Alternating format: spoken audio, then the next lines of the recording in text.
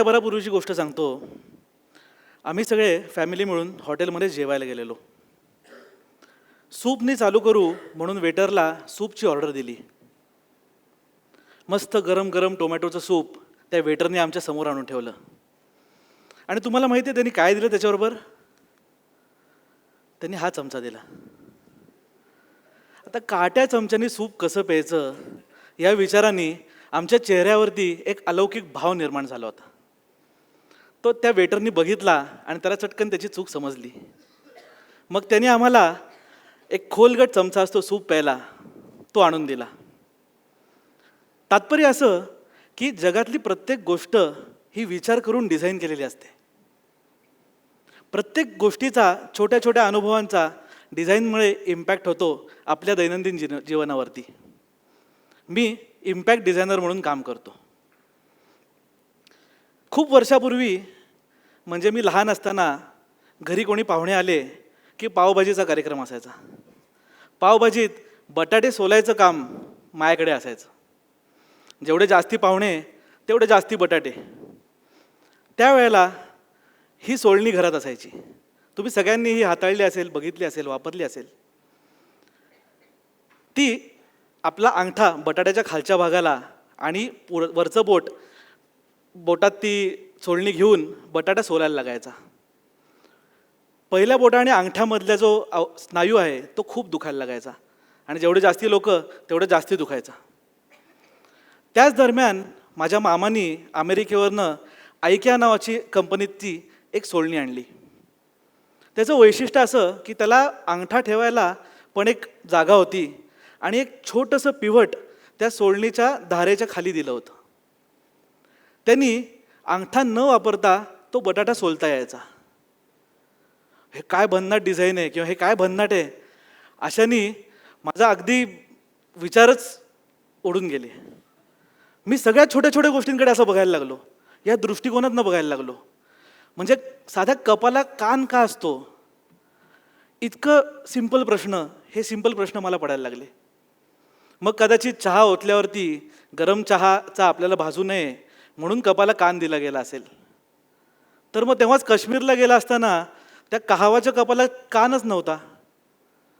पण काश्मीरच्या हवेसाठी तो गरम गरम कहावा त्या कपात ओतल्यावरती एक ऊब मिळावी हाताला म्हणून त्याचं डिझाईन तसं केलं गेलं असेल का? लहानपणी पेन्सिलीने चित्र काढायचो तेव्हा खोड रबर वापरायची खूप वेळ यायची. तर ते खोड रबर इकडे तिकडे पसरलं असेल, इकडे तिकडे हरवू नये म्हणून पेन्सिलीच्याच मागे कोणीतरी लावलं असेल का? असे अनेक प्रश्न पडायला लागले आणि हे शिक्षण असं कुठे मिळेल असं म्हणून डिझाईनच्या कडे वाटचाल चालू झाली. आता डिझाईन करणार, डिझाईन शिकणार म्हणल्यावरती साहजिकपणे तू फॅशन डिझाईन करणार आहेस का तू इंटिरियर डिझाईन करणार आहेस, असे प्रश्न माझ्याकडे यायला लागले. पण डिझाईन शिकताना असं लक्षात आलं की डिझाईन हे खूप खूप खूप प्रगल्भ आहे. प्रत्येक ठिकाणी, प्रत्येक छोट्या छोट्या गोष्टींमध्ये आणि प्रत्येक मोठ्या गोष्टीमध्येही डिझाईनचा खूप समावेश आहे. डिझाईन हे 3 गोष्टींवरती आधारित असतं. एक म्हणजे सहानुभूती, म्हणजे एम्पथी. दुसरी म्हणजे सोय, युटिलिटी, फंक्शन. आणि तिसरी म्हणजे सौंदर्य, ॲस्थेटिक्स. युजली लोकांना फक्त ॲस्थेटिक्स म्हणजे डिझाईन एवढंच वाटतं. पण हे 3 गोष्टी जेव्हा एकत्र आपण त्याचा विचार करतो आणि त्याच्याने एखादा प्रॉब्लेम सॉल्व्ह करतो किंवा एखादा अनुभव एलिव्हेट करतो, ह्याला ॲक्च्युली डिझाईन म्हणतात. एक सिंपल उदाहरण, हे आजकाल आपण सगळे स्मार्ट वॉचेस घालतो.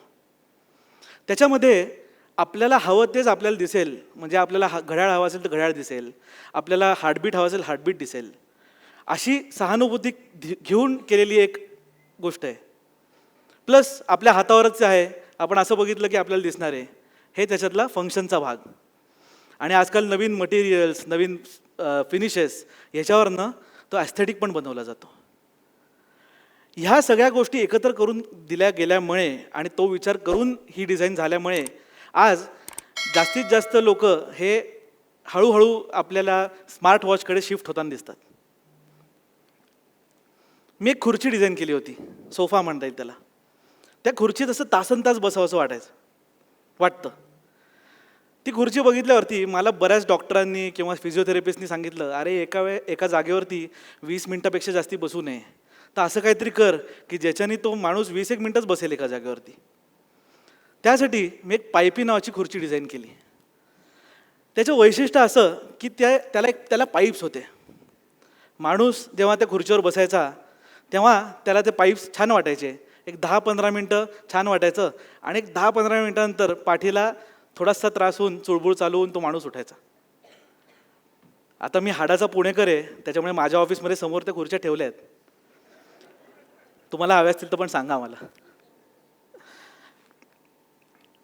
मी करीम रशीद नावाच्या एका विख्यात डिझायनरकडे कामाला होतो न्यूयॉर्कमध्ये. तेव्हा अनेक असाइनमेंट्सपैकी एक असाइनमेंट ही एक बाटली डिझाईन करायची होती, पाण्याची बाटली. पाण्याच्या बाटलीचा अभ्यास करत असताना आम्हाला असं जाणवलं की पाणी पिताना पहिले काही घोट निवांत पिता येतात, पण नंतरचे जे घोट आहेत, शेवटच्या बाटली जेव्हा संपायचा विषय येतो तेव्हा पूर्ण वरती वाकून बघायला लागतं. आता हा नॉर्मल प्रॉब्लेम आहे, सगळ्यांनी तो आत्मसात केलेला आहे आणि ते वापरतो आपण सगळे. पण हा प्रॉब्लेम सॉल्व्ह करू अशी तेव्हा आमची चर्चा झाली. आम्ही एक इकोजून पब्लिक कॅप्सूल नावाची एक बॉटल तयार केली, ही जॅपनीज मार्केट्समध्ये आज आहे विक्रीला.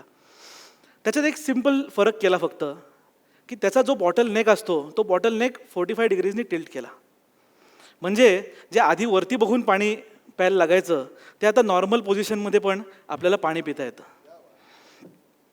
आता माझा शोध चालू होता की जगातला सर्वात मोठा डिझायनर कुठला. तर मला खूप लवकर त्याचं उत्तर मिळालं की जगातला सर्वात मोठा डिझायनर हा निसर्गच आहे. निसर्गाने इतक्या गोष्टी तयार केलेल्या आहेत की त्याच्याकडे बघून त्याच्यातनं इन्स्पायर होऊन खूप जगातले प्रॉब्लेम सॉल्व्ह केलेत लोकांनी. याचं एक खूप उत्तम उदाहरण माझ्या डोळ्यासमोर आलं.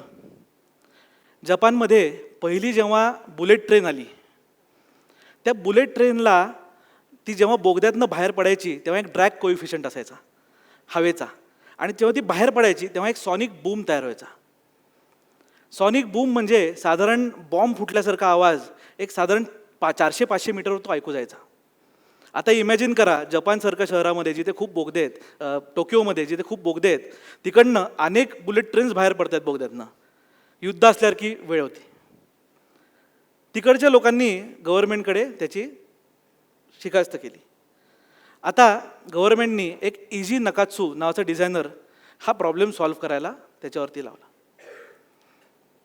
इजी हा एक पक्षी निरीक्षक पण होता.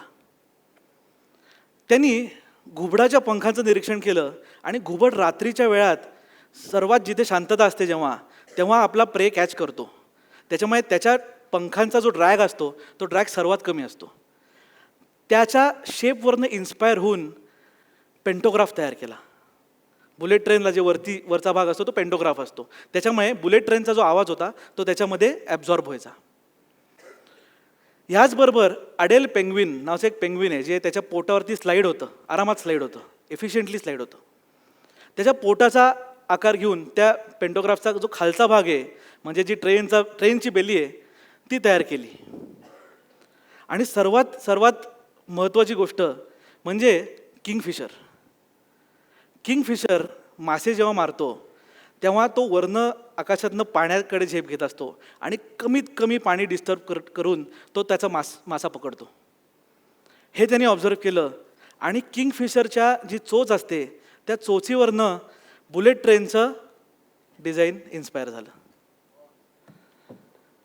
आता हा खूप मोठा प्रॉब्लेम हा 3 पक्ष्यांच्या आधारित होता आणि तो प्रॉब्लेम हा पक्ष्यांनी सॉल्व्ह केला असं म्हणायला हरकत नाही. आपण आपल्या कल्चरमध्ये, आपल्या ट्रेडिशनमध्ये आपण शास्त्र म्हणतो तिथे या गोष्टी डिझाईन केल्या असतील का? तर आपण साधं म्हणजे आपण गणपती असेल, दिवाळी असेल, नैवेद्याचं ताट असतं आपलं, त्याच्यामध्ये आपले मोठे लोक सांगत असतात की इथे हे वाढ तिथे ते वाढ, हे शास्त्र आहे. पण कुठं काय वाढलं पाहिजे हे आपल्या न्यूट्रिशनशी डायरेक्टली प्रपोर्शनल आहे. उदाहरण असं की चटणी किंवा लिंबू हा जो एक चवीचा भाग आहे तो एकदम लांब, डाव्या हाताला एकदम लांब, आणि जिथे आमटी भाजी जिथे प्रोटीन्स आपल्याला जास्ती मिळतात तो आपल्या सर्वात जवळ, हे ठेवण्यामागचं त्याचं शास्त्र आहे. आता हे शास्त्र हे ॲक्च्युली एक डिझाईन आहे, हे विचार करून केलेली गोष्ट आहे. सहानुभूती, सौंदर्य आणि सोय या तिन्ही गोष्टी वापरून केलेली गोष्ट आहे. तसंच आपण गावागावांमध्ये बघतो की शेणाने सारवलेल्या जमिनी असतात. आता या जमिनी ह्या ॲक्च्युली बॅक्टेरियल सर्फेसेस म्हणून काम करतात. म्हणजे किडेमकोडे त्याच्यावरती त्यांची घरं वगैरे करू शकत नाहीत. आणि आपल्याकडे भारतात हा एक उन्हाळी प्रदेश आहे जास्ती करून. तर आपल्या बॉडीमधली जी हीट आहे ती हीट शोषून घ्यायचं काम पण ही जमीन करते. त्यामुळे ते त्या आर्किटेक्चरमध्ये आलं. सिमिलरली आपण जी तुळशी वृंदावन बाहेर ठेवतो, आता सध्या फॅशन येते, पण आपण जे घराच्या बाहेर तुळशी वृंदावन ठेवतो त्या तुळशीचा गुणधर्म हा असा आहे की तुळशी जास्तीत जास्त ऑक्सिजन एमिट करतं आणि मॉस्किटो रिपेलंट पण त्याच्यात भाग असतात. त्यामुळे जी हवा आपल्या घरात नैसर्गिकरित्या दारातनं येईल त्याच्यात हा जो गुणधर्म आहे त्याचा वापर केला गेला. आणि त्यामुळे असं शास्त्र तयार झालं ज्याला आपण आता वास्तुशास्त्र म्हणतो की तुळशीचं वृंदावन आपल्या दारात असायला पाहिजे. पण हे सगळं एक डिझाईनच आहे. नुसतं कल्चर वाढवण्यासाठी डिझाईन नाही, पण एखाद्या कल्चरचा प्रॉब्लेम सॉल्व्ह करण्यासाठी पण डिझाईन वापरतात. आपण सगळे पब्लिक टॉयलेट्समध्ये किती जाता? नसाल जात, कारण का वास येतो, स्पिलेज आहे. अशीच आपल्याकडे जशी परिस्थिती आहे तशी परिस्थिती एक 50-60 वर्षापूर्वी UK होती. बिलीव्ह नाही होणार तुम्हाला, पण होती. आणि UKचे पब्लिक टॉयलेट्समध्ये हे स्पिलेजचं प्रचंड प्रमाण होतं. त्यांनी म्हणजे एस्पेशली मेल्स टॉयलेटमध्ये स्पिलेजचं प्रचंड प्रमाण होतं. त्यांनी खूप वेगवेगळे प्रयत्न करून बघितले, लॉ एन्फोर्स करून बघितले, पण ते काही कमी होईना. मग त्यांनी तो एक टास्क डिझायनरला दिला. त्या डिझायनरनी एक छोटी युक्ती त्याच्यात लावली. त्यांनी एका माशीचा स्टिकर हा युरिनलमध्ये लावला. आता नॅचरली माणसांमध्ये एक एम करण्याची भावना तयार असते. ती भावना त्यांनी या टॉयलेटमध्ये वापरली आणि UKच्या स्पिलेजचा प्रॉब्लेम हा 80% कमी झाला. तसंच असे मोठे मोठे प्रॉब्लेम सॉल्व्ह करताना वेगवेगळ्या कंपनीजलाही डिझाईनची गरज असते. मोठ्या मोठ्या कंपनीजला UPS नावाची एक युनायटेड पार्सल सर्व्हिसेस नावाची एक कंपनी आहे. अमेरिकेतली सर्वात मोठी लॉजिस्टिक्स कंपनी आहे. सो त्यांना असं लक्षात आलं त्यांच्या ज्या गाड्या आहेत त्या सिग्नलला जेव्हा उभं राहतात तेव्हा खूप पेट्रोल जातं किंवा खूप फ्युएल जातं आणि सिग्नलवरती खूप प्रॉब्लेम म्हणजे सिग्नल सुटल्यावरती ॲक्सिडेंटचंही प्रमाण खूप असतं. त्यांनी त्यांचा रूट एका वेगळ्या पद्धतीने डिझाईन केला. त्यांच्या रूटमध्ये त्यांनी ओन्ली राईट टर्न पॉलिसी केली. म्हणजे त्यांचा रूट डिझाईन करताना जास्तीत जास्त राईट टर्न्स ती गाडी घेईल असा विचार केला. US लेफ्ट हँड ड्राईव्ह असल्यामुळे राईटला जाताना सिग्नल लागत नाही, हा त्याच्या मागचा विचार. हे वापरून US UPSनी साधारणपणे सिग्नलला गाडी थांबताना लागणारं फ्युएल असं वर्षभरातलं कन्सिडर केलं तर 30 gallon fuel, 20 million gallon fuel आणि $300 मिलियन मेंटेनन्समधले वाचवले आणि याचबरोबर अनेक रोड ॲक्सिडेंट्स वाचवले. आता हा डिझाईन आणि डिझाईनचा विचार करून मोठ्या मोठ्या कंपनीज त्यांचे प्रॉब्लेम सॉल्व्ह करतात. तसेच मोठ्या कंपन्या अनुभव पण एलिव्हेट करायला घेतात.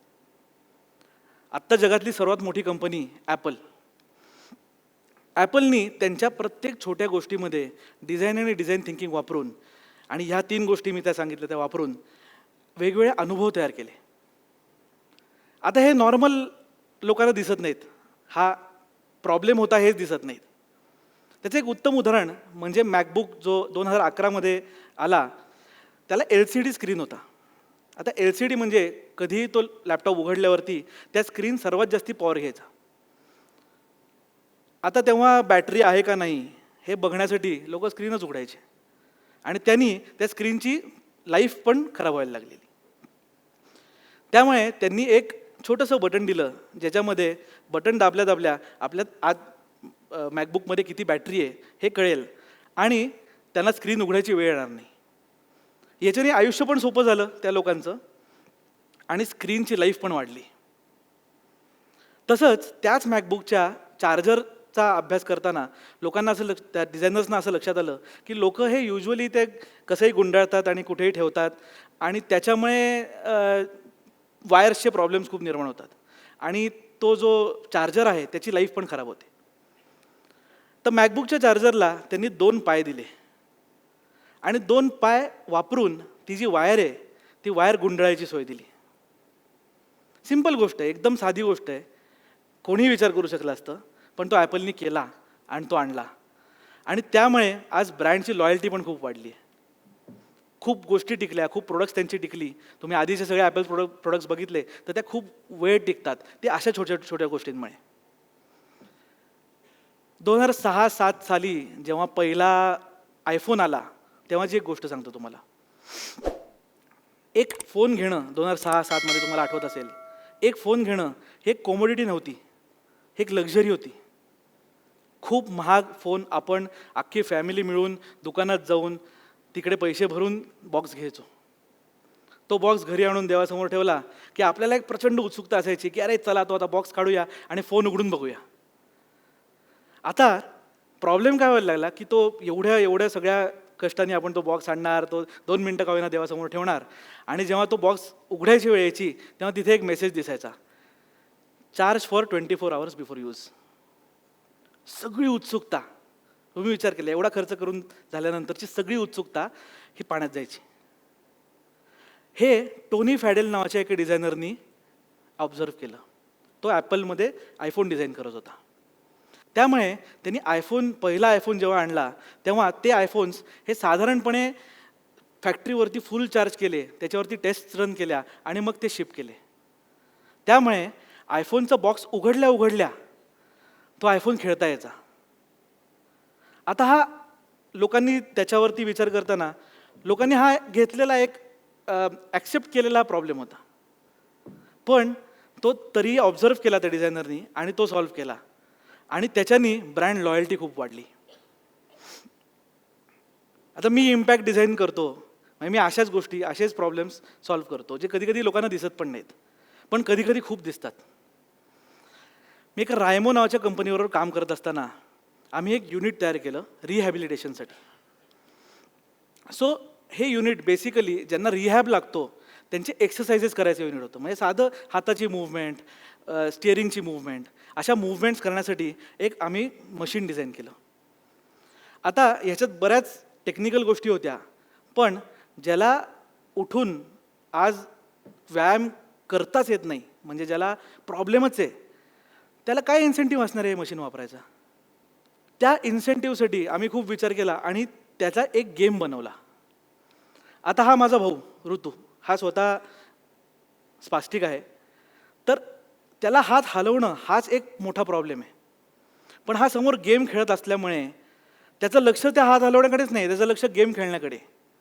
ती एम्पथी, ती सहानुभूती वापरून तो गेम डिझाईन केला आणि त्याचा आपोआप व्यायाम व्हायला लागला. अशा अनेक लोकांचे व्यायाम व्हायला लागले. एका ग्लोॲट्रिक्स नावाच्या कंपनीबरोबर रिसेंटली आम्ही काम करत होतो 2-3 वर्षापूर्वी, अजूनही करतोय. तेव्हा असं लक्षात आलं की भारतामध्ये 9 कोटी लोक मूकबधीर आहेत. त्यांना बोलता येत नाही, त्यांना ऐकू येत नाही. त्यामुळे ते एक वेगळी भाषा वापरतात, साईन लँग्वेज. ती साईन लँग्वेज ते शिकण्यासाठी आपल्याकडे एक उपक्रम आहेत बरेच, आणि ती साईन लँग्वेज ते एकमेकांबरोबर शिकतात. पण तुम्हाला हे जाणवलं असेल की हे लोक अशी घोळका करून वेगळे आपापले बोलत असतात. कधी तुम्ही बघितलं असेल तर तुम्हाला कळेल की सायनर्स आणि स्पीकर्स म्हणजे आपण, ह्यामध्ये एक प्रचंड मोठी गॅप आहे. तर हे ब्रिज करण्यासाठी आम्ही ग्लोॲट्रिक्स बरोबर काम केलं. त्यामध्ये आम्ही एक ग्लव्ह तयार केला, आम्ही एक डिव्हाइस तयार केलं ज्याच्यामध्ये साईन लँग्वेजचं स्पीच आणि टेक्स्टमध्ये कन्व्हर्जन होतं. आता त्याचा एक डेमो बघूया.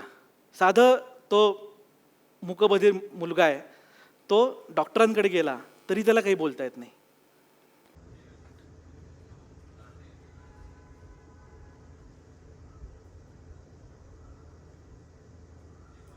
Hello, doctor. My name is Parikshit. I am deaf. Hello, Mr. Parikshit. How may I help you today?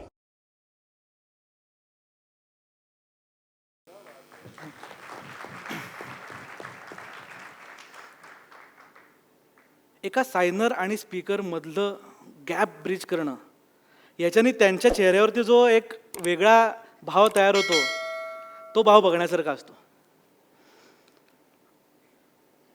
आम्ही एका पॅकेजिंग कंपनीबरोबर काम करत होतो, एफिपॅक नावाच्या. तेव्हा असं लक्षात आलं की मेडिकल म्हणजे हॉस्पिटल्समध्ये जे औषधं लागतात त्याच्यामध्ये पॅकेजिंगची खरंच गरज आहे. मिसमेडिकेशनमुळे साधारणपणे 33% मृत्यू मेडिकेशनच्या अंडर हे हॉस्पिटल्समध्ये होतात. मिसमेडिकेशनमुळे म्हणजे एक म्हणजे चुकीचा डोस किंवा चुकीचं औषधच देणं, दुसरं म्हणजे त्या औषधाची चुकीची मात्रा देणं, आणि तिसरं म्हणजे ते औषध वेळेवर न जाणं. ह्या 3 गोष्टींमुळे 33% मृत्यू हे हॉस्पिटल्समध्ये किंवा कॉम्प्लिकेशन्स हे हॉस्पिटल्समध्ये तयार होतात. याच्यावरती अभ्यास करताना असं लक्षात आलं की पॅकेजिंगमध्ये म्हणजे जिथे आपण तिथपर्यंत जेव्हा आपण औषधं पुरवतोय त्याचं जे पॅकेजिंग आहे त्याच्यामध्ये रिव्होल्युशन करायची गरज आहे. म्हणून आम्ही एक वेगळंच पॅकेजिंग तयार केलं कम्प्लिटली. त्याच्यामध्ये कलर कोडिंग होतं, त्याच्यामध्ये नंबर कोडिंग होतं, आणि ते पॅकेजिंग उघडल्यावरती आतमध्ये त्याच गोळ्या असायच्या ज्या तेव्हा द्यायच्या असायच्या, आणि त्याला एक QR होता ज्याच्यामध्ये डिजिटलायझेशन आम्ही केलं होतं. जो QR स्कॅन केला की तो डॉक्टरपर्यंत पोचणार आणि तो पेशंटच्या फॅमिलीपर्यंत पोचणार की हे औषध ह्या मात्रेला ह्या वेळी गेलेलं आहे. ह्युमन एरर हे कमीत कमी करायचा त्याच्यामध्ये प्रयत्न होता. आणि मला सांगायला अभिमान वाटतो की साधारण गेले 5 वर्षामध्ये असा अभ्यास सांगतो की 33% आम्ही तो डेथ रेट 11% आणला आहे. म्हणजे डिझाईन इंटरव्हेन्शननी जीवही वाचू शकतो, हा त्याच्या मागचा विचार. आता सर्वात महत्त्वाच्या मुद्द्याकडे येऊया की मी हे सगळं तुम्हाला का सांगतोय. म्हणजे मी माझी प्रॅक्टिस करतो, असे मोठ्या मोठ्या कंपनीचे प्रॉब्लेम्स सॉल्व्ह होतात डिझाईनमुळे, पण मी हे सगळं तुम्हाला का सांगतोय. तर आपण बघत असतो की आपण आत्ताची सध्याची नवीन पिढी ही जास्ती बाहेरच्या देशांमध्ये जात असते किंवा बाहेरचे प्रोडक्ट्स वापरत असते. तर त्याच्यामध्ये ह्या 3 गोष्टी सहानुभूती, सोय आणि सौंदर्य ह्या 3 गोष्टी वापरून केलेल्या त्या गोष्टी आहेत. त्याचं मूलभूत कारण हे की ह्या 3 गोष्टी वापरून एक वेगळा समाज तयार झालेला आहे. आणि याचं उत्तम उदाहरण आत्ता मी टोकियोमध्ये गेलेलो रिसेंटली तेव्हा बघितलं. मी पार्किंग लॉटमध्ये होतो आणि मी गाडी पार्क करत होतो. तेव्हा एकाने मला सांगितलं की वे फेसिंग गाडी पार्क कर. मी म्हटलं असं काही नियम आहे का किंवा असं काही लॉ आहे का. तर ते म्हटले नाही असं लॉ नाही, पण हा आमचा एटिकेट आहे. म्हटलं काय झालं, हा काय एटिकेट आहे.